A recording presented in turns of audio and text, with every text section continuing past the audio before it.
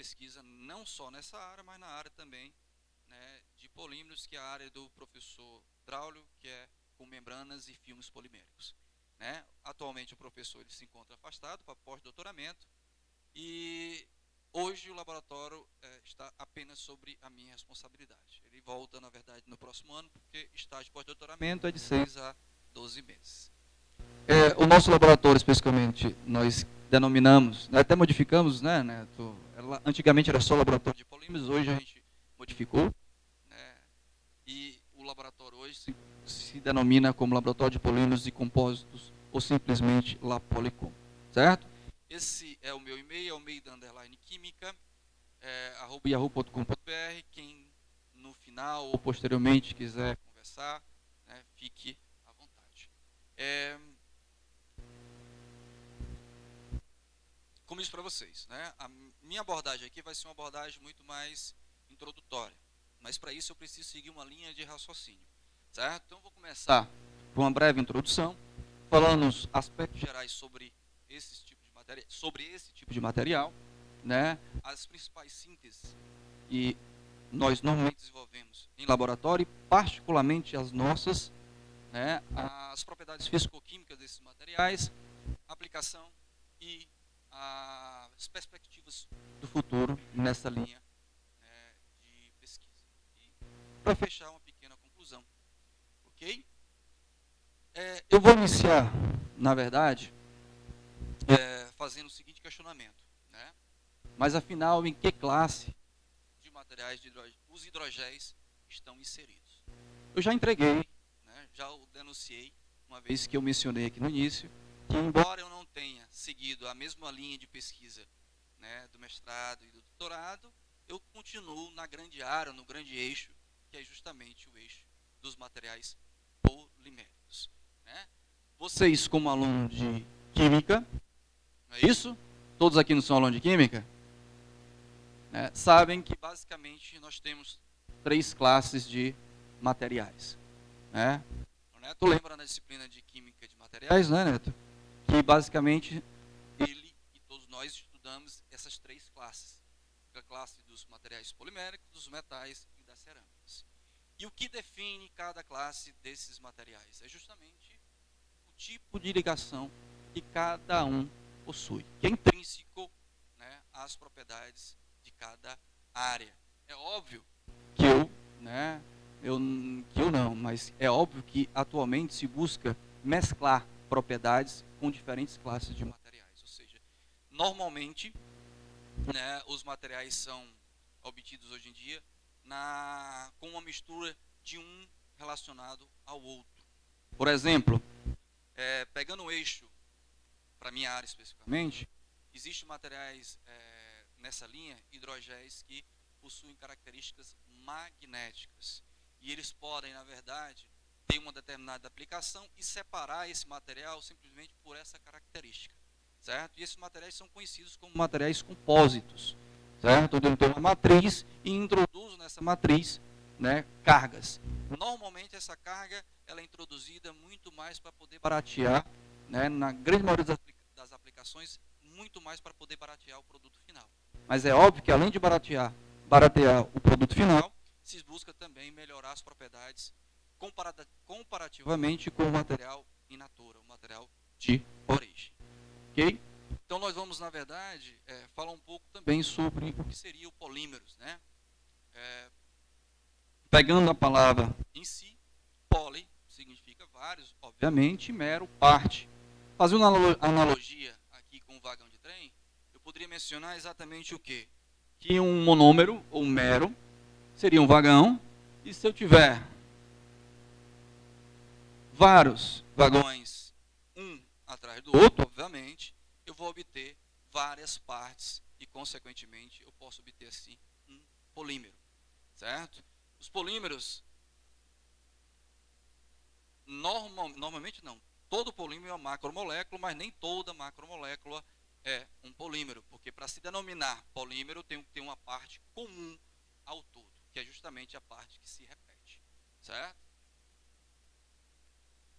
Eu estou apanhando aqui, pessoal. Uma outra analogia, né, com clips.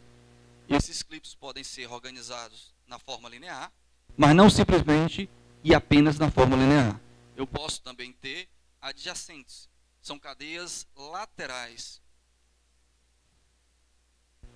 São cadeias laterais.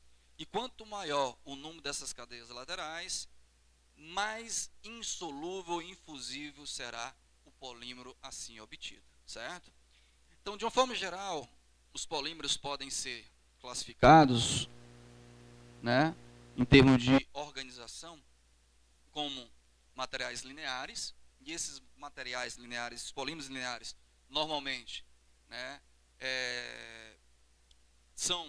podem apresentar uma certa solubilidade. Nós podemos ter diferentes tipos de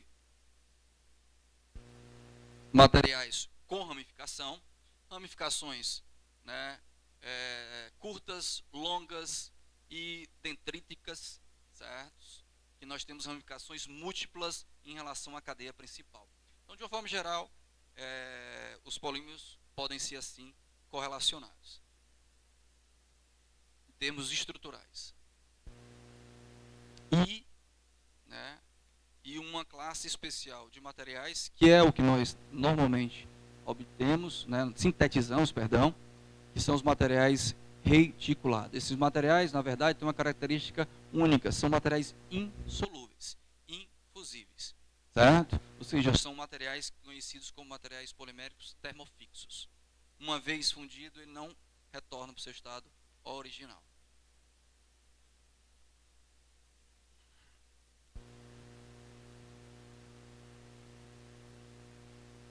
O que essa classe de materiais podem, né, nos ajudar? É um segundo questionamento que a gente pode fazer. Mas antes de responder esse questionamento, eu vou fazer uma apresentação no sentido de o que tem sido feito, né, em sua totalidade, ou seja, ao redor do planeta, em relação a essa classe de materiais. Essa é uma plataforma de busca, uma plataforma internacional, certo? E essa busca, na verdade, ela foi realizada há um certo tempo. Não sei se vocês conseguem enxergar. Ela foi realizada em 2/7/2011, certo? Nessa época eu ainda estava estagiando no meu pós-doutoramento. E nesse período, nessa época especificamente, nós tínhamos aí, não sei se vocês conseguem visualizar, nós tínhamos aí, com a palavra hidrogel, ou seja, hidrogel, nós tínhamos exatamente 24.016 trabalhos publicados naquela oportunidade, neste dia, certo? Eu fiz uma nova busca, um tempo posterior, com a mesma palavra-chave, hidrogel, e aí eu tenho, na verdade, um incremento, né?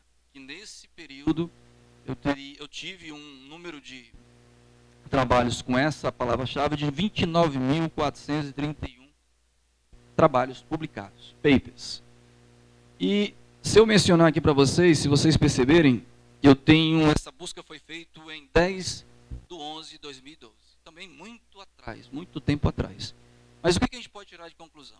Ao longo de aproximadamente 16 meses, da primeira consulta para a segunda consulta, nós tivemos um incremento de 5.415 papers, certo? Isso é pouco, é muito, não sei, depende do referencial com qualquer outra área de estudo. Mas isso significa dizer, pessoal, que diariamente, nós temos 12 trabalhos publicados com esta temática. Ou seja, é um número significativo de conhecimento sobre essa área. Mas, Helder, esse é um ponto, é uma referência bem antiga, realmente. No dia de hoje, você referenciar algo, né, que é quase que instantâneo, pesquisa, 2012 é muito tempo para trás. Então eu fiz ontem, certo? Uma nova busca. Só que eu tive que contar com a ajuda, né, de um colega, pois a UVA não tem acesso a essa plataforma de busca. Porque essa plataforma de busca é uma plataforma paga pela universidade, certo? E nós não temos recurso para poder acessar. Então eu pedi ajuda do Fabrício, que é colega aqui de doutorado, né, do Neto, e ele tirou uma foto, só que a foto está um pouco, né, com a resolução um pouco ruim, porque ele tirou uma foto e não me mandou um print da página. Mas o que me interessa aqui, na verdade, não é o contexto que está no slide, mas o número, certo? Mas o número que nós temos, que era o meu interesse, certo? E esse número, na verdade, nós temos aí 62.736 trabalhos ontem, até ontem, certo? Publicados com essa linha de pesquisa, certo? E o que isso, comparativamente com o anterior? Nesse interstício de aproximadamente 7 anos que nós tivemos, de 2012, em novembro de 2012, para junho de 2019, aproximadamente 7 anos, nós tivemos um incremento de 33.305 trabalhos precisamente. Ou seja, mais do que o dobro do que toda a história dessa área até novembro de 2012. Em termos percentuais, em termos de publicações diárias, né, essa quantidade aumentou, teve um leve aumento, certo? Ao invés de 12 de antes, ao longo de 16 meses, ao longo de aproximadamente 7 anos, nós temos aí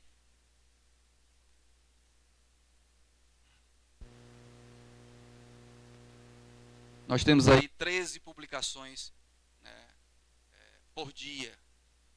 Neto, você chegou a publicar trabalho, não publicou? Teve que publicar. Porque nos programas de pós-graduação, hoje em dia, o aluno de mestrado ele tem que ter, para poder defender a dissertação, ele tem que ter um trabalho submetido. Quer dizer, um trabalho submetido ou aceito? É aceito. Não é submetido, tem que ser aceito. Num espaço temporal de aproximadamente 2 anos, que é o tempo, né, usualmente, que o aluno tem para poder defender, iniciar e defender a sua dissertação. Já no doutorado, isso é um pouco mais, né, Neto? São 2 artigos para serem submetidos. Mas por que é importante publicar? Porque, pessoal, se a gente não publica, a gente não consegue recurso para pesquisar. Certo?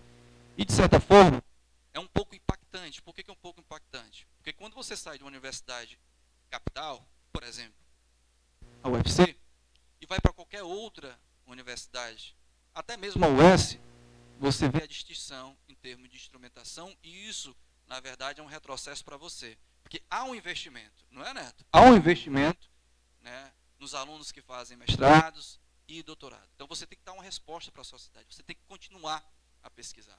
Mas tem que existir também a contrapartida do governo, ou seja, a contrapartida do poder público. Ok? Enfim, esses slides mostram exatamente o quê? A importância da linha de pesquisa e a importância e a crescente, certo? Se até 2012 eu tinha 29 mil trabalhos e em 7 anos eu dupliquei esse número, é porque a perspectiva nessa área são ótimas. Ok?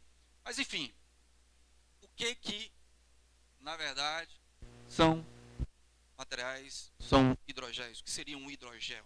Certo? No pé da palavra, hidro, água, gel. São materiais poliméricos reticulados. São materiais poliméricos tridimensionalmente, né, reticulados. Essa reticulação ela pode ser tanto química quanto física. Ou seja, eu posso ter um material infusível ou fusível, certo? Insolúvel ou solúvel, dependendo do meio que você trabalha. E uma das principais características desses materiais é justamente a capacidade de absorver e reter quantidades, né, que variam de 400 a 1.500 vezes a massa inicial. Certo?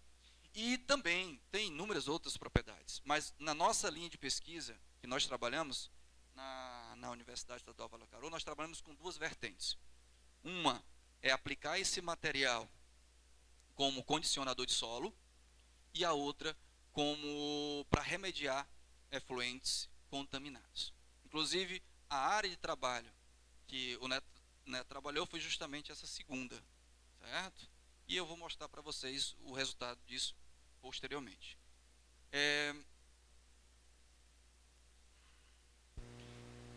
E vocês, como aluno de química, sabem que para que eu tenha, né, interação, para que um material venha a absorver. Vou dar um exemplo, não na mesma direção, mas um exemplo contextualizado. Por exemplo, se eu pego um punhado de sal e deixo ele exposto ao ar, o que acontece com esse sal?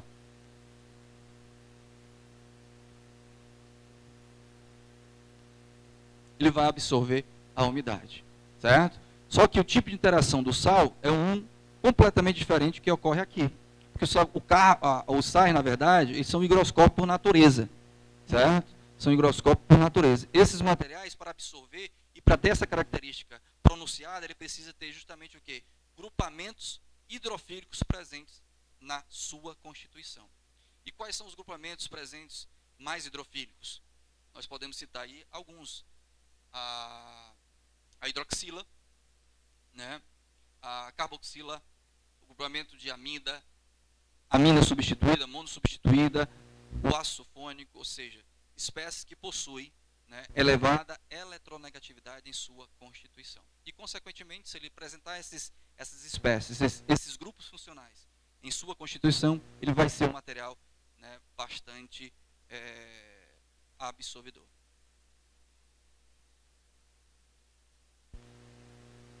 E como eu mencionei para vocês, né, existem duas classes de hidrogéis, o químico e o físico. O químico necessita de a gente adicionar outros ingredientes para a sua fabricação, para a sua obtenção. Os físicos não. Os físicos não há necessidade de você colocar, adicionar espaçador ou reticulantes. Por isso que na aplicação biomédica eles são melhores utilizados. Ok?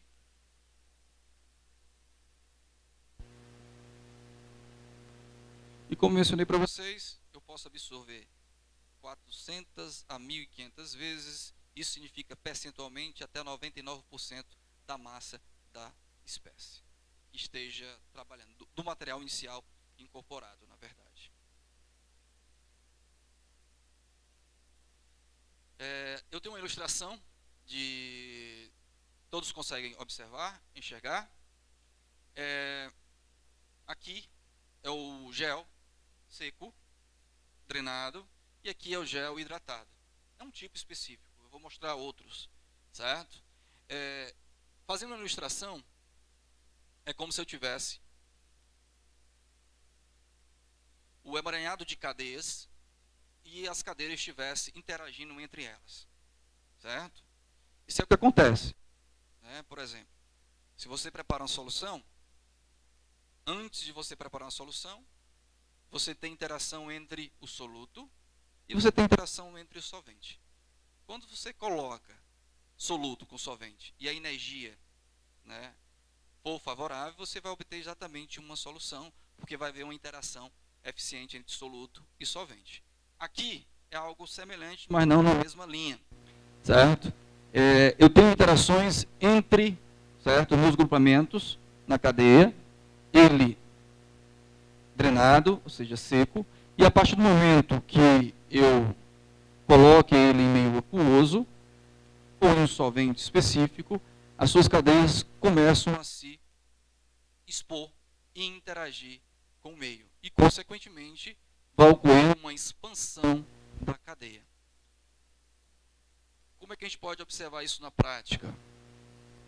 Aqui eu tenho um gel, um pedacinho de gel. Certo?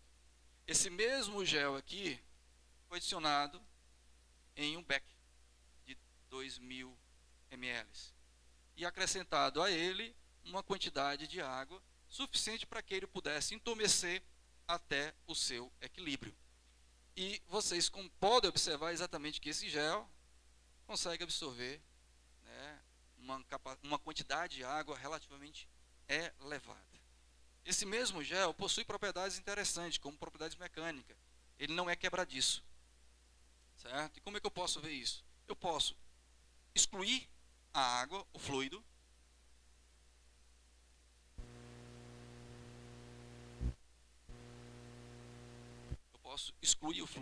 e obter exatamente esse material na ausência. É óbvio que eu deixar ele aí, o que vai acontecer? Ele vai voltar a ser exatamente seco. Ele vai liberar gradativamente esse conteúdo de água absorvido.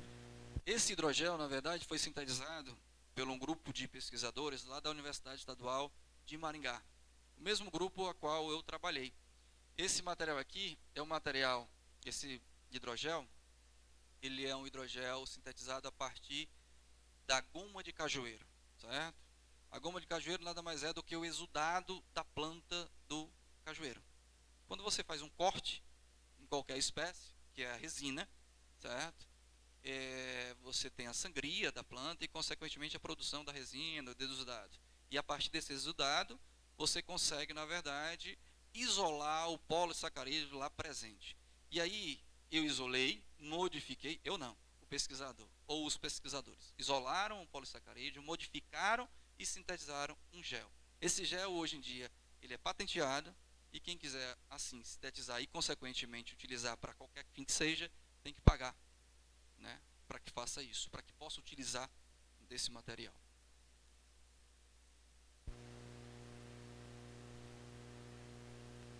Rapaz, estou apanhando.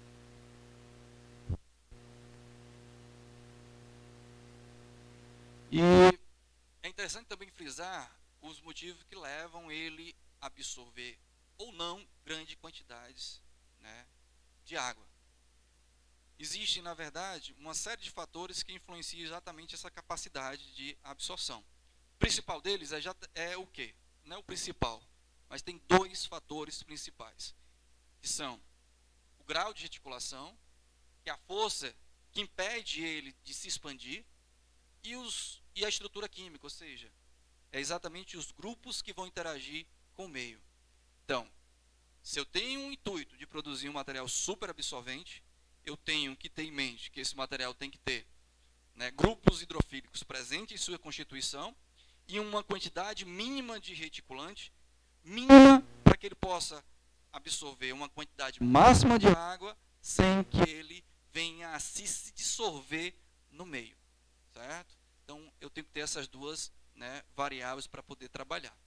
E esses materiais, ou a capacidade que eles têm de absorção, são influenciados por N fatores, certo? Por isso que esses materiais são conhecidos como materiais inteligentes, porque dependendo do meio, ou dependendo do estímulo, seja físico ou seja químico, ele responde de uma determinada forma. E ele pode ser regenerado, certo? A sua forma ou sua característica inicial e original. Aqui é exatamente a mesma, é um espelho do slide anterior. Eu tenho um material seco, tenho um material entumecido, e essa relação de material seco e material entumecido, ela é dependente justamente de fatores físicos e fatores químicos. Só a título de ilustração e informação, mais variados tipos de fatores físicos, temperatura, campo elétrico, magnético, luz, pressão, som, todas elas podem ser utilizadas para influenciar exatamente a capacidade de entumecimento do material. Tais como, né, estímulos químicos, pH, força iônica, composição de solvente e espécies, né, moleculares presentes no meio em si. Como eu mencionei, só a título de ilustração e informação. Então, esses materiais, ou a capacidade de entumecimento desses materiais é influenciado tanto por característico ou por estímulo físico, como também por estímulo químico.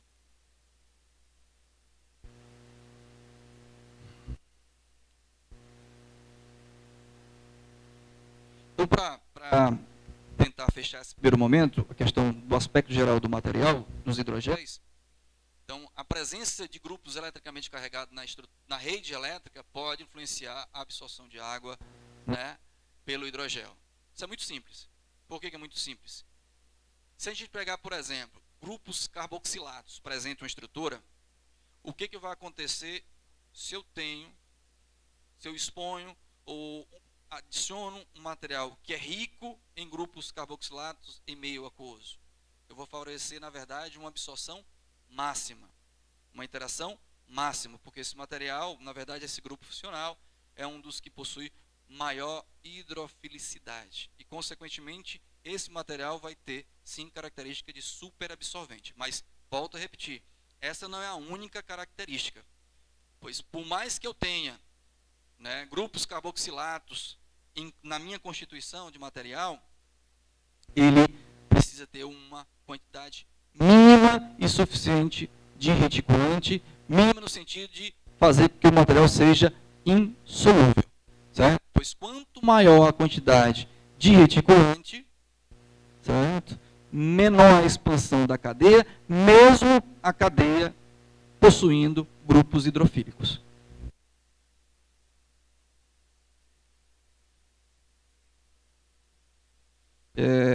Eu trago aqui, na verdade, uma aplicação. Eu tirei um print de uma reportagem de uma plataforma Portugal. E o que diz essa reportagem? Na verdade, essa reportagem diz que cápsula de gel reduz o peso por sensação de saciedade, certo? E como essa cápsula de gel vai reduzir o peso de pessoas, né, obesas? Na verdade, é um pouco tanto quanto contraditório também. Então, um grupo de cientistas italianos desenvolveu uma nova cápsula de gel destinada à perca de peso. Então, a pessoa, antes de almoçar, antes de se alimentar, o que ela vai? Toma essa cápsula, mas essa cápsula tem que ser ingerida com outra coisa. Que outra coisa seria? Na verdade, a pessoa tem que tomar, né, tomar alguns copos de água, justamente para quê? Para que a água interaja com a cápsula, né, e você tem um aumento de volume, de espaço ocupado exatamente no estômago, e consequentemente a fome irá diminuir, né? É um pouco contraditório. Então não é o gel em si, né? Na verdade, a interação do gel, da cápsula de gel e, né, da água que você, né, terá que também consumir para poder aumentar exatamente na verdade, diminuir o espaço vazio e consequentemente a fome do estômago. Outro exemplo que eu estou trazendo para vocês também, na verdade, é o uso de biomateriais, né? O que são biomateriais? São biomoléculas que têm alguma atividade, né, de aplicação médica. E o que se vende, acho que trabalhou com isso, não foi, Neto? Você nessa linha, não foi? Eu participei, mas é tanta coisa na cabeça que a gente acaba não recordando, certo? Então, esses materiais, qual a grande diferença em relação à forma de administração de medicamentos, né, tradicional? Então, quando você toma um medicamento, hoje em dia, até os medicamentos usuais, eles têm, na verdade, termos de liberação sustentada, liberação repetida, liberação prolongada ou liberação controlada. São diferentes denominações, né, nesse sentido. Mas o que cada uma tem em relação à administração tradicional? Você toma qualquer tipo de remédio, o efeito é rápido, certo? Então a concentração, na verdade, do medicamento, ela aumenta rapidamente na corrente sanguínea. Só que tem uma concentração máxima e a partir dessa concentração máxima, né, o efeito principativo do medicamento ele tende a diminuir. E aí o que você faz? Você tem que ingerir novamente o medicamento. E aí você tem esse processo cíclico, né? Essa classe de materiais, ele tem exatamente uma outra perspectiva. Qual a outra perspectiva? Tem uma dosagem específica e essa dosagem, na verdade, ela é liberada gradativamente com a destruição exatamente da matriz polimérica, certo? E aí você não pode correr o risco de ter momentos onde a concentração do medicamento, ao invés de ser benéfica, ela é maléfica, certo? E temos inúmeras aplicações hoje em dia. Por exemplo, a mesma revista, né, plataforma portuguesa, alguns pesquisadores, na verdade, produziram hidrogel que transporta a medicação e acelera a cura de doença. Na verdade, o que seriam esses materiais? Seria uma película, um filme polimérico, hidrogel, onde ele apresenta ação bacteriana, cicatrizante, recuperadora, né, por exemplo, de cortes. Justamente porque ele consegue transportar de forma mais eficiente exatamente o princípio ativo presente nele.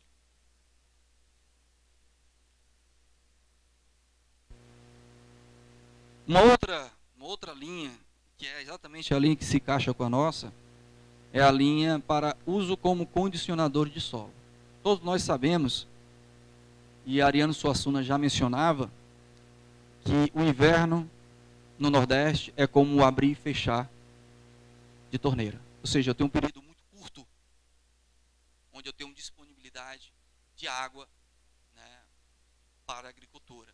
Então, uma vertente já destacada desde a década de 60, quando se iniciou o estudo de hidrogel para essa aplicação, é exatamente trabalhar, né, com a produção de novos condicionadores de solos, condicionadores de solo esses que sejam particularmente biodegradáveis, certo? Porque qual é o grande problema? Hoje, a maioria dos hidrogéis para este fim são derivados de materiais do petróleo, ou seja, são materiais sintéticos e não biodegradáveis. Então, nossa tentativa, não só a nossa, mas de vários outros pesquisadores, é tentar mesclar um pouco da característica de derivados do petróleo com biomateriais. Com materiais naturais, perdão. No mercado existem vários, né, condicionadores de solos, que têm um único intuito: aumentar o recurso hídrico para a planta. E como isso funciona? Na verdade, o modo de manuseio, né, o modo de manuseio desse material, ele depende da cultura que você esteja trabalhando, certo? E do momento que você deseja também utilizar o hidrogel. Mas, enfim, eu disse que, na verdade, esses materiais são utilizados desde a década de 60, mas, na verdade, aí está desde a década de 80, mas, na verdade, é desde a década de 60, certo? É óbvio que os trabalhos começaram a evoluir mais 20 anos depois, mas se iniciou tudo exatamente na década de 60. Então, o que é necessário desses materiais apresentarem? Primeiro, necessário não. Qual a característica e o que ele influencia no solo? Ele aumenta a capacidade de retenção de água, né? E isso vem a vertente, ou leva na vertente, de aumentar o uso eficiente, porque eu não preciso passar por inúmeros momentos de irrigação. Irriga um momento, ele absorve e vai liberando lentamente. O aumento da capacidade de retenção de nutrientes e nutrientes móveis, que muitas vezes a chuva lixivia esses nutrientes. Então, isso faz com que aumente a concentração nesses materiais no solo.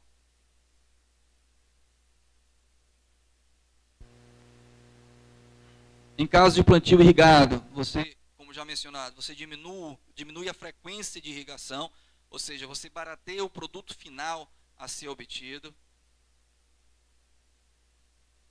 Aumenta a permeabilidade do solo e a infiltração da água, mais rápida a recuperação dos solos erodidos, degradados de área de processo de desertificação e o aumento do rendimento das culturas em regiões semiáridas.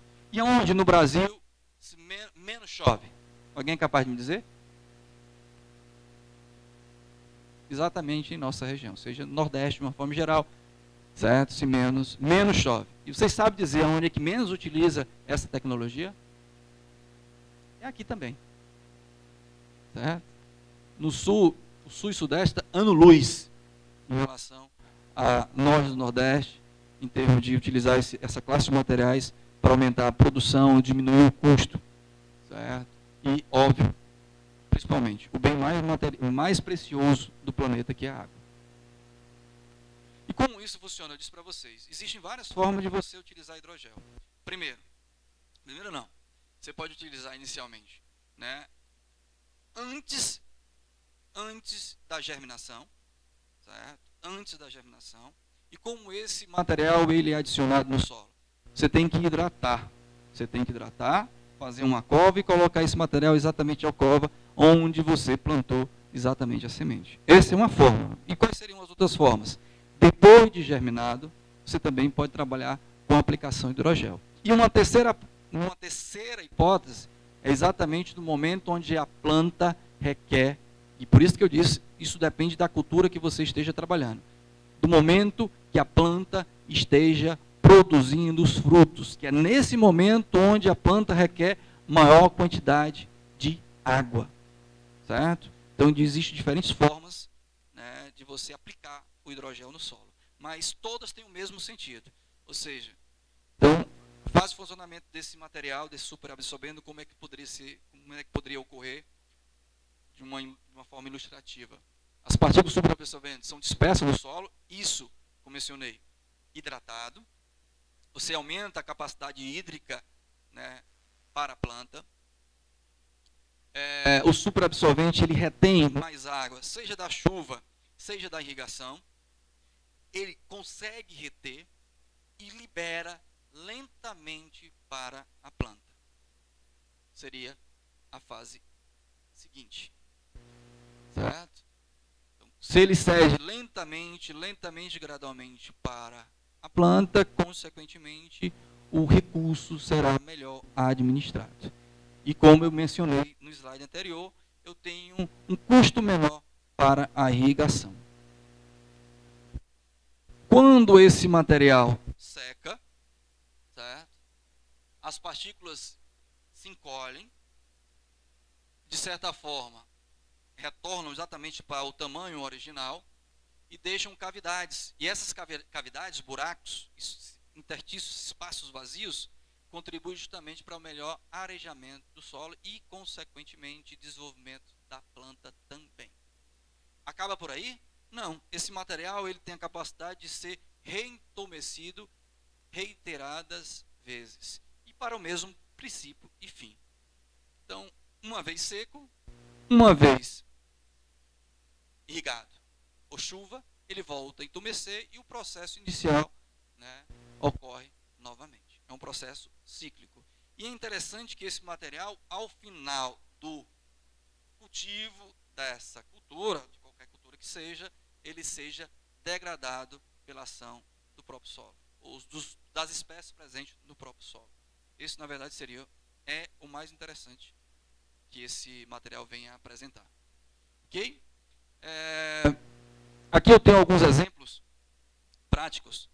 E meus exemplos mais práticos, inicialmente, foram retirados justamente no período de pós-doutorado, né, lá em Maringá, uma região extremamente rica, né, é um dos maiores produtores, né, da região, sul e sudeste, tem essa característica. E aqui eu tenho um exemplo de quê? O sintoma visual de deficiência hídrica de uma determinada cultura, que foi pé de limão, limoeiro do tipo cravo, após 15 dias sem irrigação. Certo? Análise foliar. Eu tenho o meu padrão, que é justamente a referência. Eu tenho uma amostra com a mesma característica, utilizando 0,5 kg de gel por metro cúbico de solo. Tenho com 1 e tenho com 1,5 kg por metro cúbico de solo. É visível a diferença ou não? Não é visível a diferença? Com 15 dias, certo? Sem irrigação, essa amostra praticamente não apresentou deficiência hídrica, onde suas folhas estão praticamente intactas, justamente porque essa concentração de gel por quantidade de solo foi suficiente para poder manter a necessidade hídrica mesmo após 15 dias sem ter irrigação. Esse é o exemplo único? Não. Nós temos outros exemplos com outra cultura. E aí é o processo, né, geral. Aqui nós temos exatamente como referência 15 dias após o plantio, dois tipos de materiais. A referência, certo? Nós temos um material obtido no comércio, e aí denominou-se justamente de hidrogel comercial, e de um hidrogel sintetizado, certo? Exatamente daquele material inicial que eu mencionei, que é a partir do exudado da resina ou da goma do cajueiro, modificada com poliacrilamida, que é um monômero sintético, para este fim, certo? Como eu disse, esse material é um material patenteado e se espera exatamente uma empresa que tem interesse em comprar, adquirir os direitos e comercializar, obviamente. Mas a gente percebe alguma diferença, pessoal? É possível perceber, ou seja, a referência,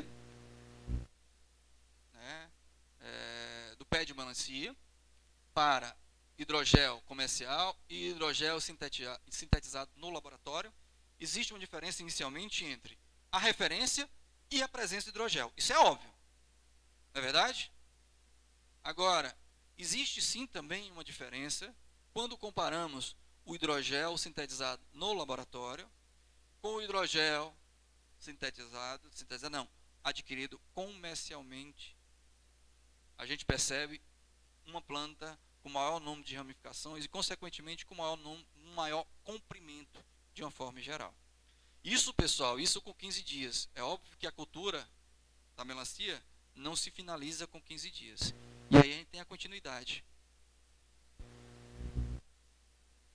Aqui, não está bem. Dá para vocês enxergar, não dá? Qualquer coisa que vocês não conseguirem entregar, vocês imaginem. Eu vou dizer e vocês imaginem, certo? Aqui nós temos 30 dias após o plantio, certo? A gente percebe, aqui nós temos exatamente a referência e tanto o material obtido, certo, no comércio, como o material obtido no laboratório, apresenta um comprimento, certo? Apresenta um comprimento maior da planta quando se compara exatamente com a amostra, né, testemunha, ok? E é óbvio que a lâmina de irrigação permanece constante. A lâmina de irrigação aqui é exatamente o que diferencia essas fotografias. 1 litro de água por dia, 2 litros, 3 litros. Quanto maior a quantidade de água, maior é, obviamente, o desenvolvimento da planta, certo? E nós temos o final da cultura, após aproximadamente 46 dias do plantio. Isso aqui é uma imagem, né, geral da planta com o hidrogel. Aqui nós temos a referência, a testemunha, certo? Que ela teve um comprimento final, após 46 dias, de 180 centímetros aproximadamente, enquanto que a amostra na presença, na verdade, o referencial na presença de hidrogel sintetizado, na lâmina de 1 litro, após 46 dias, ela apresentou mais do que o dobro do tamanho do comprimento da planta. Ou seja, isso mostra, mais uma vez, a eficiência. É óbvio, pessoal, que não se finaliza aí simplesmente. A gente ainda pode obter novos resultados. Isso aqui é simplesmente um termo genérico, no sentido de maior recurso hídrico, maior desenvolvimento. É óbvio, né? Porque que normalmente o cabecinha chata, cearense, né, em sua grande maioria, é um povo desnutrido. Nós, eu me incluo também, justamente devido a isso, a alimentação é escassa, reduzida, nutriente não é balanceado, diferentemente de países, né, países não, da região sul e sudeste, que também tem um clima mais favorável e uma alimentação também mais balanceada, né? Isso aí também se diferencia. Mas óbvio, pessoal, que não é só o tamanho da planta que vai ser influenciado, é também a qualidade do fruto, certo? Então, isso aqui é o suficiente para você comprovar a ação do hidrogel em relação a uma maior produção. Mas isso leva a consequência, ou seja, a influência de recurso hídrico também na qualidade do fruto. Aí é um outro questionamento, é uma outra área e não compete a nós químicos. Aí entra, né, na área da agronomia, na área de engenharia de alimentos.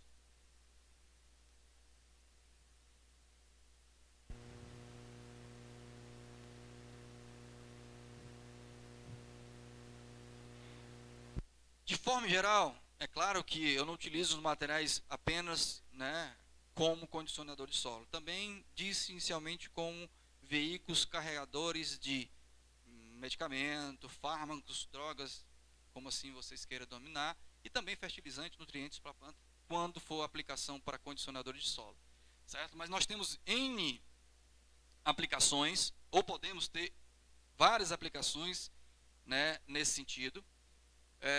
Os hidrogéis são, né, vastamente utilizados como fralda descartáveis superabsorventes, membrana para separação de compostos biológicos, não só compostos biológicos, mas também, né, de efluentes contaminados, porque tem essa característica. Matriz para cromatografia de afinidade e gel para eletroforese, que é um sistema de separação, né, por afinidade a grupos hidrofílicos também.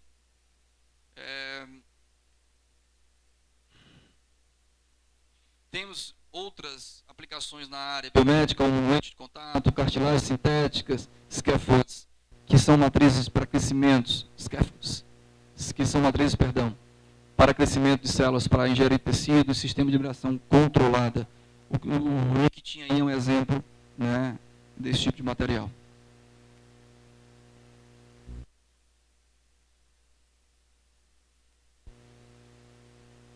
E quais seriam, na verdade, as vantagens do uso desses materiais como materiais, né, como biomateriais, ou seja, materiais que têm alguma aplicabilidade médica. Eles são atóxicos, certo? Além de ser atóxicos, eles apresentam, na verdade, a biocompatibilidade, senão não podem ser utilizados. São permeáveis a sólidos aquosos, ou seja, a solutos, permeáveis a fluidos biológicos, maleáveis quando hidratados, obviamente, absorção de água, permeáveis à solução de fármacos. Então, essas são as vantagens da utilização desses materiais como biomateriais. Aqui também é só a título de ilustração.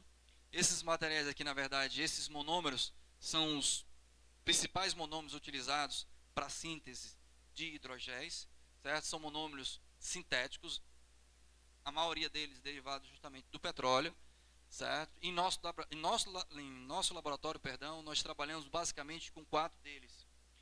Acrilamida, ácido acrílico, que são muito semelhantes. A diferença está em apenas num grupo funcional, um é um ácido, o outro é uma amida, certo? E derivados dele, que é a meta-acrilamida e o ácido meta-acrílico. Então, basicamente, nós utilizamos esses 4, certo, monômeros no nosso laboratório.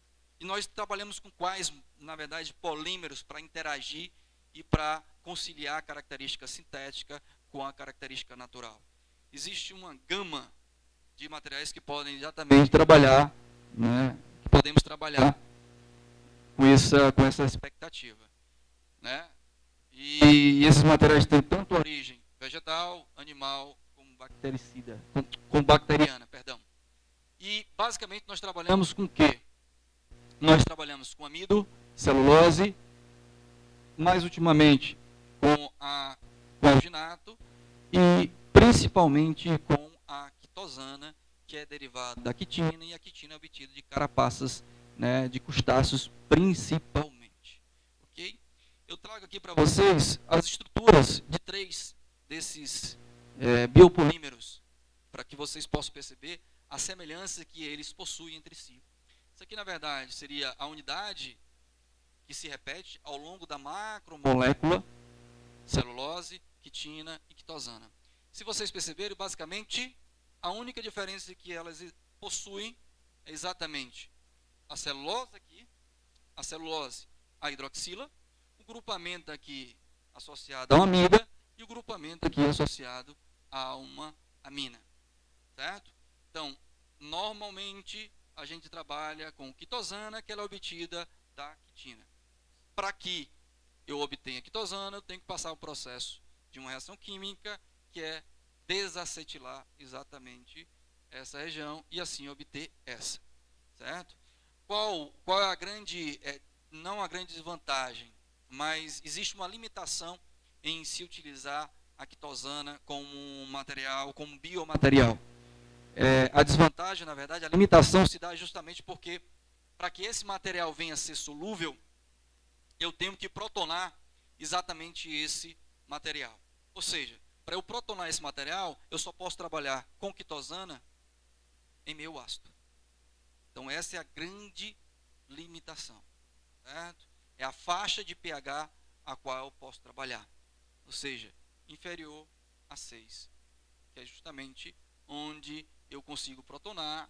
E por que que isso existe? Justamente porque a macromolécula, as suas cadeias presentes na macromolécula possuem fortes interações, intermoleculares. E essas fortes interações intermoleculares faz com que o material seja insolúvel em meio aquoso, certo? Para que eu possa vencer essas forças, eu protono esse nitrogênio. E aí o que acontece quando eu tenho cargas iguais? De acordo com a física, cargas iguais tendem a se repelir. Se eu distancio uma cadeia da outra, automaticamente eu diminuo a força intermolecular dela, ou entre elas, e consequentemente eu proporciono exatamente a sua solubilização. Existe, é óbvio, que outras formas de fazer com que esse material, que é tão utilizado, né, para que seja solúvel em uma faixa maior de pH. E eu tenho que passar por quê? Por modificação. Uma forma de modificação é quaternizar exatamente esse nitrogênio, certo? Eu quaternizando, eu também produzo, né, um material positivo, tem uma expansão entre as cadeias e, consequentemente, a solubilização em uma faixa de pH maior e não unicamente em meio ácido. Ok? Então, nós trabalhamos basicamente com quitosana, celulose, amido e alginato. São os biopolímeros que nós trabalhamos no nosso laboratório.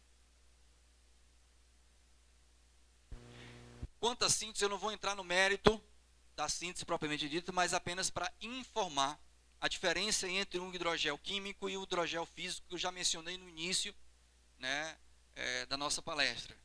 Então, mencionei que a gente trabalha basicamente com acrilamida e com ácido acrílico e também com outros dois monômeros. Aqui eu cito, né, basicamente os dois que eu já mencionei, porque a estrutura é muito semelhante. Essas reações, a síntese, como eu disse também para vocês, uma síntese relativamente fácil, certo? Eu tenho, na verdade, inicialmente, que solubilizar o meu biopolímero, certo? Seja quitosana, seja alginato, seja amido. E, em seguida, eu introduzo alguns outros componentes esses para que a reação ocorra. Essa reação, efetivamente, ela precisa ocorrer na ausência de oxigênio, porque se existir oxigênio, vai existir competição e o rendimento da reação vai ser comprometido. Então, essa reação tem que acontecer na ausência de oxigênio, tem que acontecer na presença de alguém que ative a reação, que nós chamamos de iniciador, e meu monômero, para que possa se repetir, deve apresentar uma funcionalidade, ou seja, aqui eu tenho uma, aqui eu tenho outra. Eu tenho que ter espécies que possam ser possíveis se ligar a outras e, consequentemente, formar o polímero. Então, eu trabalho, basicamente, com acrilamida, ácido acrílico. Eu inicio a reação com pé-sulfato, certo? Eu tenho que ter um outro camarada aí, que é para que eu possa, né, quebrar esse iniciador, para que ele produza exatamente o radical, e esse radical venha interagir com o monômero, que pode ser o TMED, certo? Que com o TMED a reação ocorre a temperatura ambiente, a reação, de certa forma, é mais homogênea, mas eu adiciono, na verdade, uma outra espécie que pode comprometer, né, a matriz. Quanto mais reagente eu introduzo, menor é a compatibilidade, a biocompatibilidade do material final, certo? Então, hoje, a grande maioria das sínteses que nós desenvolvemos no laboratório, a gente não utiliza o TMED. A gente utiliza, na verdade, a temperatura. Para quê? Para que a temperatura venha a quebrar o pé-sulfato, gerar os íons sulfatos que vão atacar o monômero, e esse monômero vai ser introduzido, enxertado na matriz polimérica, que é a matriz biodegradável, certo? Só que esse material, ele tem que ser insolúvel. Então, para ele ser insolúvel, eu tenho que adicionar um espaçador, um reticulante, certo? Basicamente semelhante ao que ocorre no processo de vulcanização da borracha, certo? Eu tenho que introduzir entre as cadeias do poli 1,4-cis-isopreno, que é o componente principal, né, da borracha natural, que é o componente também principal, certo? De pneus, por exemplo, para aviões, justamente porque tem uma característica única, que é a altíssima elasticidade, mas aquele material precisa ser passado por processo de vulcanização justamente para poder aumentar a durabilidade desse material e ter exatamente essa característica. Aqui é exatamente o mesmo princípio, ou seja, eu tenho que colocar alguma coisa de modo que as cadeias não possam, que elas possam, na verdade, se expandir, mas não ao infinito, até um certo limite. E quanto maior é essa quantidade, menor é a sua expansão. Certo? Então, esses materiais obtidos com reticulação, eles, com agentes reticulantes, eles são denominados como hidrogéis químicos. A outra classe de hidrogéis é justamente a que é utilizada, né, para fins biomédicos. Mas antes de falar sobre isso, eu vou mostrar para vocês uma analogia ou uma ilustração de como esses materiais são obtidos, né, secos ou liofilizados. Por exemplo, quando o hidrogel é sintetizado, ele é sintetizado com a quantidade limitada de água, certo? Esse material, na verdade, ele pode entumecer até 99% do seu tamanho original, ou seja, da sua capacidade, e eu posso, na verdade, fazer com que toda essa água que está no hidrogel possa ser liberado, de forma a manter a integridade, né, da parte estrutural interna. De que forma? Eu posso liofilizar. Eu liofilizando, de certa forma, eu retiro, expulso exatamente quem estava entre as cadeiras da água, evidenciando assim a existência exatamente de poros. Certo? Isso aqui, na verdade, é uma fotografia de alta resolução, que é obtida a partir do equipamento conhecido como, técnica, na verdade, conhecido como microscopia de eletrônica de varredura, certo? E para que eu possa obter essa característica, eu não posso secar ela em estufa ou a temperatura ambiente. Eu tenho, na verdade, secar por intermédio de uma outra técnica chamada de liofilização, certo? Ou seja, eu tenho que fazer com que o material seja exposto a baixas temperaturas e elevadas pressões, para que eu possa expulsar exatamente o que tem dentro da cadeia. E o que evidencia? Por que eu estou mostrando isso para vocês? Porque, na verdade, eu estou trazendo aqui o efeito da quantidade exatamente daquela espécie que mantém a integridade do hidrogel, ou seja, do reticulante. E qual a conclusão que a gente pode tirar? Quanto maior a quantidade de reticulante, mais uniforme são os poros, porque menos ele se expande. Quanto menor é a quantidade de reticulante, mais água ele vem a absorver. Certo? E vocês sabem mais do que ninguém que a água, quando congela, o que acontece? Diferentemente da grande maioria das substâncias, ela se expande. Então, eu absorvo uma grande quantidade de água. As paredes do hidrogel são finíssimas. Então, o que vai acontecer? Quando a água se expande no congelamento, porque para eu liofilizar eu tenho que congelar a amostra, o que acontece? Um poro pode se tornar, 3 poros podem se tornar um único poro. Certo? É tanto que eu brinco, inclusive eu até falei, que esta técnica é muito para aquilo que você queira visualizar e queira mostrar em seus estudos. Certo? Porque você não tem a condição real de saber qual a estrutura, né, do material entumecido. Mas um próximo sim. Certo? Então isso aqui na verdade são fotografias retiradas por uma técnica, como mencionei, de microscopia eletrônica de varredura, que mostra exatamente a ação da quantidade reticulante. A outra classe de hidrogéis, pessoal, estou acabando, viu? Tem calma que eu estou acabando. A outra classe de hidrogéis são os que eu denominei como hidrogéis físicos, certo? Eu não preciso, na verdade, adicionar um reticulante químico. Esses materiais, na verdade, têm sua obtenção. A sua obtenção, na verdade, se dá por um processo reversível. No hidrogel químico, uma vez obtido, eu não posso regenerar os seus materiais de partida. Aqui não. Uma vez obtida, sim, eu posso regenerar, dependendo do que de que estímulo eu forneça ao sistema. Existem dois tipos, basicamente, de hidrogéis físicos. Quando eu tenho apenas um único polímero, isso aqui, na verdade, é o alginato. Então, se eu aspergir, por exemplo, o alginato em uma solução de cloreto de cálcio, o cálcio vai agir como um agente reticulante. E, consequentemente, ocorrerá a precipitação do hidrogel, na forma de BIDs, na forma de... basicamente na forma de BIDs. Certo? Um outro tipo de hidrogel físico, na verdade, é basicamente igual ao primeiro, só que ao invés de utilizar apenas um único polímero, eu utilizo dois polímeros.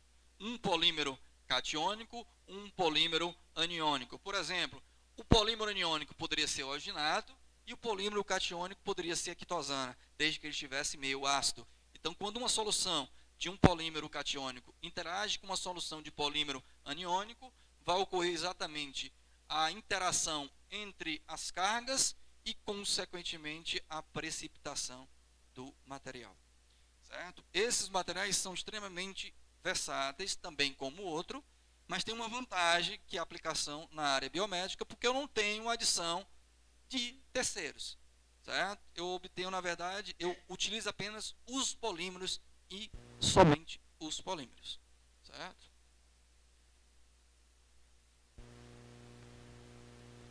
E como eu disse, se eu não utilizo agente de reticulação, eu aumento exatamente a biocompatibilidade desse material. E esse material, especificamente, eles são conhecidos como, denominados como complexos polieletrolíticos. Certo? Isso aqui é só uma representação diferenciada do mesmo sistema que eu mostrei anteriormente. Polímero catiônico, polímero aniônico, interage, uma solução é aspergida na outra, consequentemente as interações das suas cargas faz com que o emaranhado das cadeias venha a se precipitar. Ok? Quais são as vantagens de eu trabalhar com esse tipo em detrimento do anterior? Exatamente. A reticulação é uma reticulação física e, consequentemente, uma reticulação reversível. Pode ser preparado em meio aquoso, que é o mais importante. Entumece também em água ou em solução aquosa, ou seja, solução salina, por exemplo, e diferentes meios. Ácido, básico, só que tem uma diferença, na verdade. Esses hidrogéis, eles podem se colapsar dependendo do meio em questão.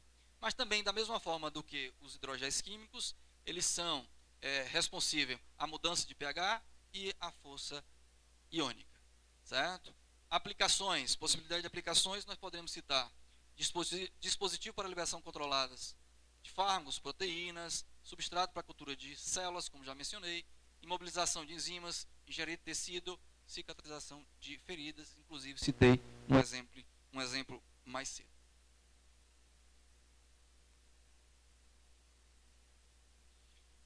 Então, eu posso obter hidrogéis totalmente sintético, totalmente de origem natural. O que peca um material totalmente sintético? É sua biodegradabilidade, biocompatibilidade e toxicidade. O que é interessante para trabalhar simplesmente com material de origem natural? Exatamente o contrário. Biocompatibilidade, biodegradabilidade e a toxicidade. Certo?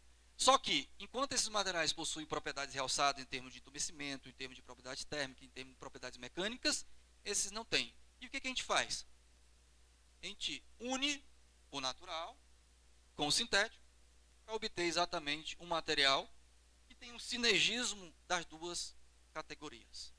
E esse material, certo, vai ter exatamente propriedade semelhante à de origem. Certo? Esse vai ter simplesmente natureza das quais já citei, características das quais já citei, da mesma forma que o de origem natural. E o semissintético são aqueles que nós mais trabalhamos. Certo? Não só nós, na UVA, mas aqueles que trabalham nessa linha de pesquisa. Certo? E Esses materiais, na verdade, os hidrogéis, eles têm essa característica que é extremamente interessante de ser trabalhada, que é exatamente, dependendo do ambiente, ele responde ou tem uma resposta. Em que sentido? Por exemplo, os hidrogéis superabsorventes são materiais que normalmente possuem grupamentos tais como carboxilados. São materiais hidrofílicos. O que acontece em meio ácido? Em meio ácido, ele pouco absorve. Por que ele em meio ácido pouco absorve? Justamente porque o próton do ácido o próton do ácido vai justamente blindar um grupo carboxilato, fazendo o que transforme carboxilato em ácido carboxílico. Ou seja, o ácido carboxílico tem menor capacidade de absorção de água do que o carboxilato. E aí ele não responde simplesmente apenas a pH, mas também a força iônica, ao solvente que esteja trabalhando, a mistura com diferentes composições e também a temperatura, que são os termossensíveis. E todas essas características, é interessante, todas essas características podem ser visualizadas simplesmente pela mudança da razão entre a capacidade de entumecimento. O que é entumecer? De absorver água, certo? Então, todas essas propriedades podem ser avaliadas com a razão exatamente da capacidade de entumecimento desse material. Bem, eu fiz uma breve exposição do geral, certo? E no início da minha fala, eu mencionei para vocês que tudo começou em 2008, com a proposta, né, do governo do estado. Até então, o governador Cid, se eu não estiver enganado, lançou o edital e a gente foi contemplado com um primeiro projeto, certo? De lá para cá, ao longo de 5 editais do PPI, a gente conseguiu aprovar 4 editais. A gente não participou do segundo edital justamente porque a gente estava afastado. Eu estava afastado para pós-doutoramento e, consequentemente, isso possibilitava a gente submeter a proposta, certo? E o que isso representa, pessoal? O que isso representa para a gente e para a universidade? Muito. Por que muito? Porque ao longo desses últimos 10 anos, a gente conseguiu captar recursos, né, no montante de aproximadamente R$200 mil. Óbvio que R$200 mil não é nada comparado ao valor de um equipamento de elevada expressão. Mas, se vocês, por um acaso, quiserem visitar um dia Sobral e, consequentemente, a universidade, eu posso apresentar ao laboratório que 99% dos equipamentos que lá existem, e vidraria, e qualquer tipo de material que lá existe dentro, foi adquirido por intermédio de recurso de projetos aprovados, unicamente, basicamente, ou maciçamente, por projeto vinculado à nossa agência de fomento, que é a FUNCAP, porque aprovar projeto via CNPq, você tem que matar um cabo lá do sul ou do sudeste para você conseguir, que é muito difícil aqui. Já é difícil para os professores da UFC, quem dirá para os professores do interior do estado, né, do estado nordestino. Enfim, pessoal, então, quais são, o que a gente fez e o que a gente já teve de retorno? Primeira coisa, em 2010, um trabalho apresentado pelo Wendel, que tinha participação do Jean, do Renan, e qual participação? Professor Draulio, professora Nájila, professora Judite e a minha pessoa. A professora Judite foi minha orientadora e também a orientadora do Neto, né, Neto, atualmente. Nosso trabalho ele foi premiado, certo? No principal congresso brasileiro de química, em sua 33ª edição. Esse congresso ocorreu na época, na oportunidade, se eu não estiver enganado, ainda em Água de Lindóia. E esse trabalho foi desenvolvido no interior de um estado do Nordeste. Muito difícil, certo? Muito difícil trabalhos do Ceará serem, né, reconhecidos, né, serem reconhecidos em eventos, e esse aqui foi, na verdade, algo bastante satisfatório em relação àquilo que a gente projetava. Isso aqui, na verdade, foi o primeiro fruto, vamos dizer assim, um dos primeiros frutos que a gente colheu. Para nossa grata surpresa, e esse trabalho tinha como título o efeito de diferentes tipos de argilo mineral, de um argilo mineral especificamente, que é o caulim, né? Um de origem de, se eu não estiver enganado, de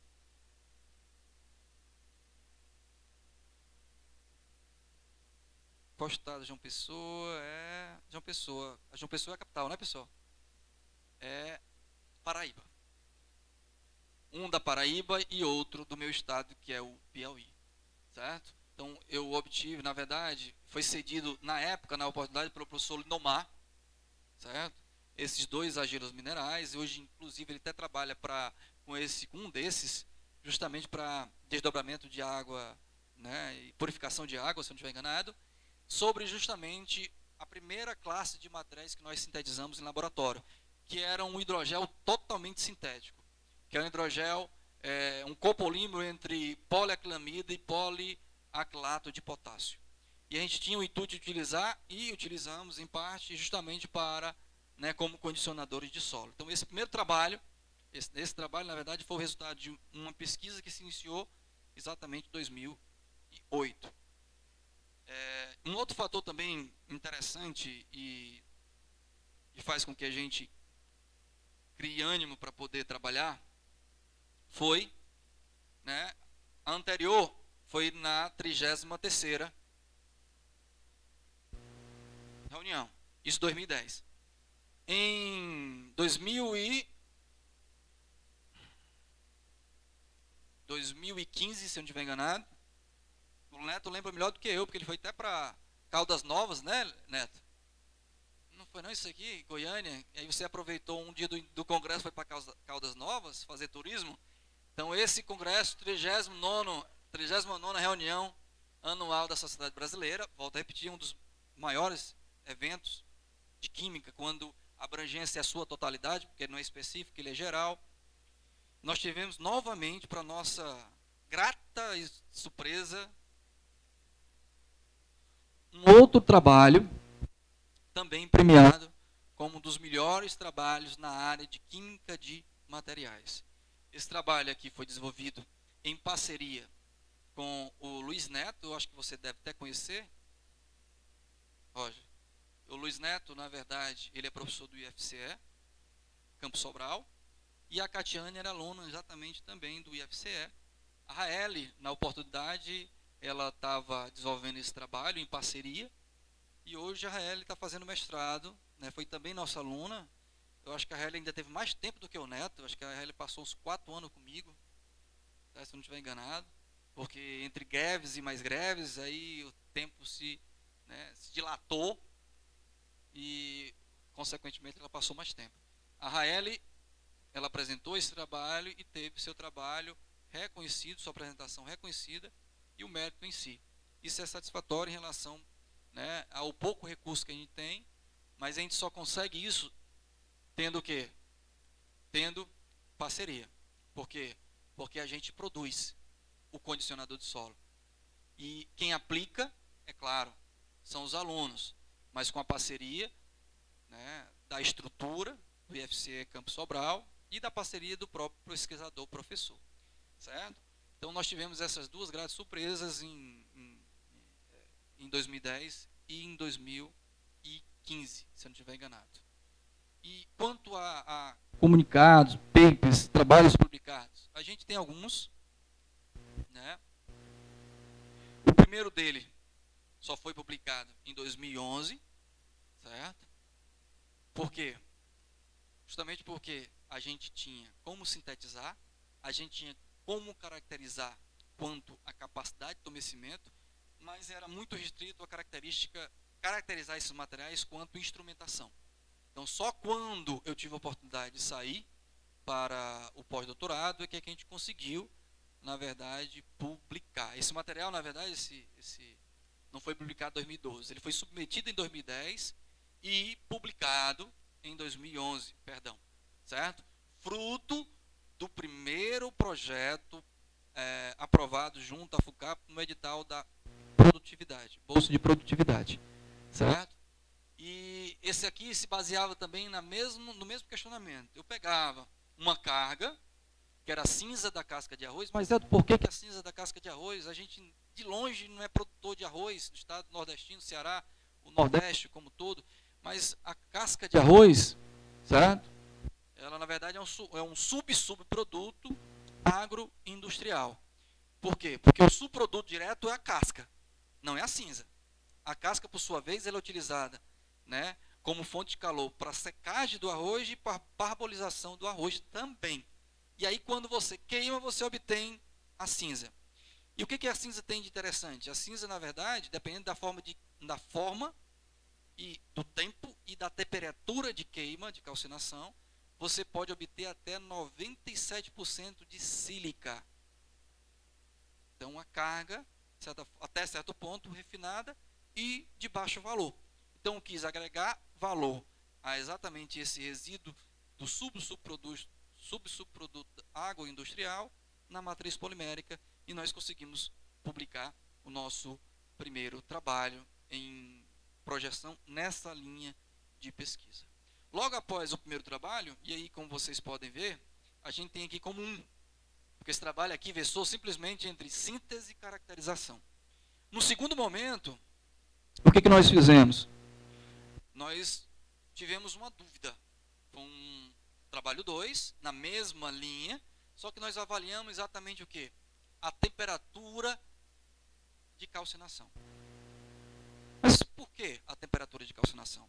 Porque no primeiro trabalho a gente manteve a temperatura de calcinação a 600 graus.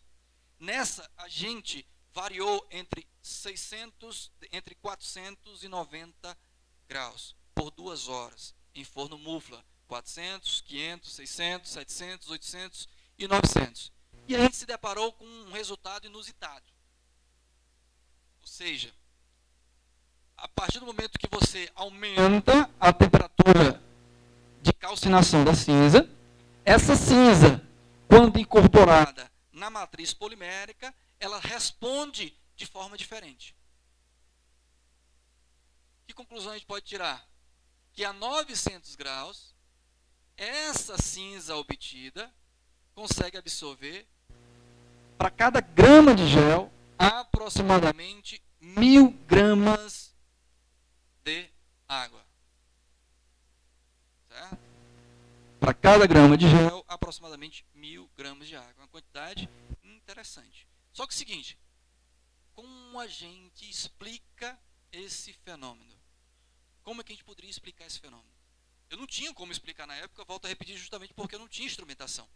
Então, no período que eu estive afastado, onde tinha sintetizar o material e no outro dia já tinha análise do material, era muito mais fácil para a gente poder interpretar e procurar meios para poder justificar e explicar o fato observado. Então, o que a gente fez? Na verdade, a gente caracterizou esse material por uma técnica chamada de difratometria de raio-x, perdão, e conseguiu explicar exatamente o porquê desse resultado. Sem falar também que a temperatura de obtenção e quando incorporada à matriz polimérica também interferia na estabilidade térmica do produto final. Então a gente não conseguia explicar sem esse resultado, a gente não conseguia explicar até então sem esse resultado que eu vou mostrar a vocês. A grosso modo, essa técnica valia justamente os padrões de cristalinidade, a existência ou não, a ausência, certo? Então o que a gente percebeu? O que a gente percebeu? A 400 graus, 500 graus, 600 graus, o perfil é exatamente o mesmo, ou seja, a constituição dessas amostras é exatamente a mesma. Mas, a partir do momento que você eleva a temperatura para 700, 800 e 900, você percebe justamente a mudança do perfil do resultado. A grosso modo, a cinza obtida a 400, a 600, 700 é um material simplesmente amorfo, ou seja, não possui organização. A sílica ali obtida não apresenta organização estrutural. A partir do momento que eu aumento a temperatura, a sílica começa a se organizar, ao ponto que a 900 graus esse material é totalmente cristalino, certo? E a característica da cristalinidade, ela é mantida no hidrogel, certo? Então, o que a gente percebeu? A única forma de justificar esse fato foi justamente através da ilustração. O que a gente tem? Cinza entre 400 e basicamente 700, eu tenho uma estrutura totalmente ou quase que completamente amorfa. Uma estrutura desorganizada exatamente do componente básico da cinza, que é a sílica.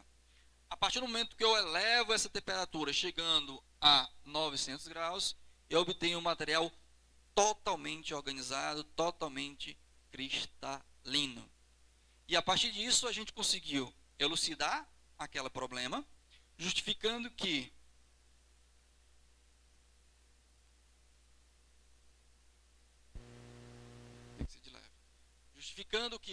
ocorre uma interação, certo? Quando o material é desorganizado, amorfo, ocorre uma interação entre os meus grupos hidrofílicos da cinza com os grupos hidrofílicos da matriz polimérica, certo? Porque o meu material é totalmente amorfo, então vai ocorrer exatamente essa interação.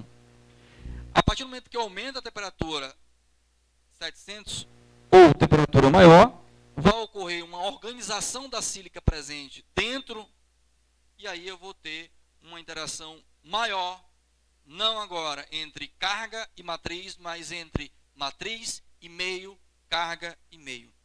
E a capacidade de entumecimento desse material também tende a elevar, certo? Então, para isso, a gente precisa, na verdade, de recursos tecnológicos para tentar explicar aquilo que a gente observa na prática, certo? Então, esse foi o segundo trabalho que nós obtivemos em 2012, no ano seguinte.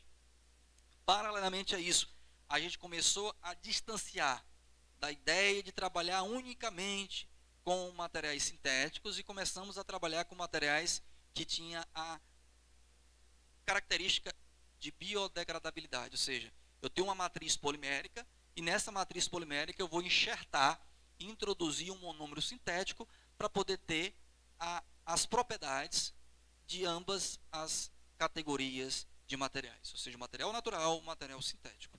E aí nós conseguimos publicar um novo trabalho, né, utilizando a quitosana como matriz, e nesse trabalho, né, era exatamente a obtenção de hidrogéis compósitos, de quitosana, baseado em quitosana, enxertado, graft, poliácido acrílico, que é o meu monômero sintético, e a cinza, mais uma vez, certo, da casca de arroz, com um material super absorvente. Aqui também, muito no intuito de sintetizar e caracterizar, certo? Hoje em dia, isso já não é mais muito bem visto por parte dos revisores das revistas. Hoje, dificilmente você consegue publicar um material simplesmente sintetizando e caracterizando. Você precisa, na verdade, direcionar uma aplicação. Se você não tem uma aplicação, esse material dificilmente é publicado, certo? Ou você até publica em revista de menor expressão, certo? Nessa mesma época, o grupo de pesquisa lá na universidade, ele se reunia toda semana. Todas as semanas o grupo de pesquisa, que era enorme, tinha mais de 50 pesquisadores, entre professores pesquisadores, aluno de doutorado, aluno de mestrado, aluno de pós-doutorado, aluno de iniciação científica. E toda semana existia duas apresentações por diferentes titularidades. Aluno de iniciação, com aluno de mestrado, aluno de doutorado, com aluno de iniciação, pós-doutorado e aluno de iniciação. E eu também apresentei um seminário na oportunidade, e em um dos seminários que eu assisti, a gente teve uma ideia, na verdade eu tive uma ideia, até então né? Ninguém não tinha tido. Eu tive uma ideia, né? E de utilizar o quê? De utilizar, na verdade, um material que era produzido pela aluna de doutorado, a Cristiane Spagnol. Ela sintetizava nanoisquer de celulose, né, e modificava esse nanoisquer de celulose. O que é o nanoisquer de celulose? O nanocristais de celulose, né? São exatamente celulose nas dimensões nanométricas. A celulose possui tanto a característica de cristalidade quanto a característica de amorfismo, ou seja, de organização e desorganização. Então, quando eu passo um processo de um tratamento ácido, essa parte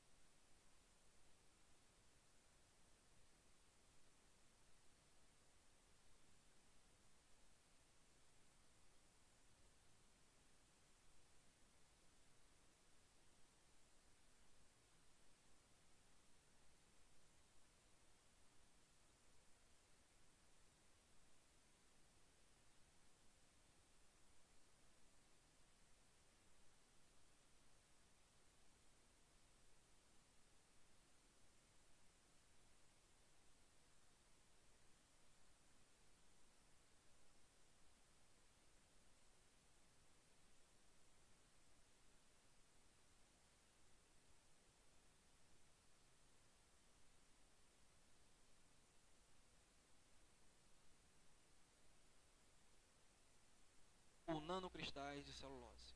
Esse trabalho, pessoal, após 7 anos, esse trabalho tem mais de 120 citações, certo?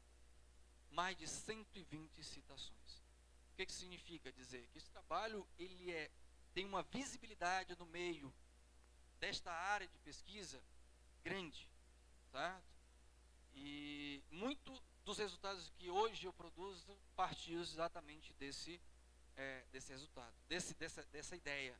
A única coisa que ela disse, o orientador dela disse, que é o Adley, certo? Um dos precursores da química de polímero lá do Paraná. A única coisa que ela disse, e que ele também reafirmou, é que o nome dela tinha que vir primeiro no trabalho, pois ela era aluna de doutorado, e isso conta muito. Porque se você está no meio, você apenas colaborou. Se você está no início, certo?